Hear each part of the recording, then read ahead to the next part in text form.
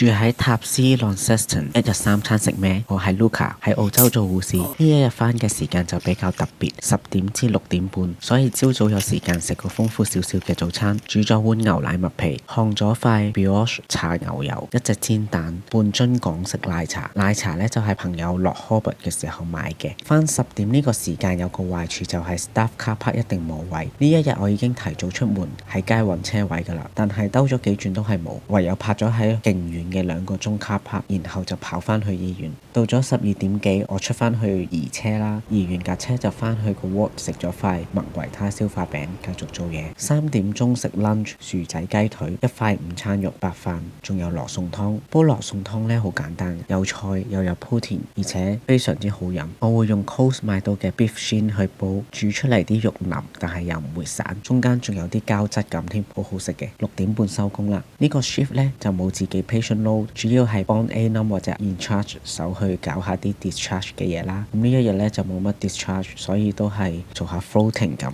但係呢一日我行嘅步數仲多過平時啊！收工已經行咗成12,000步，勁癲！收工去咗食牛肉越南粉，加個包賓，成為27蚊15 cent。返到屋企做咗少少 home workout，再影下自己有冇大隻到先，仲係好細隻 ，so sad。最後飲埋杯 whey protein creatine 就結束今日啦。大約食咗2000卡路里 ，protein 夠17 gram，唔係好夠 ，carbs 208 gram，fat 74 gram，完。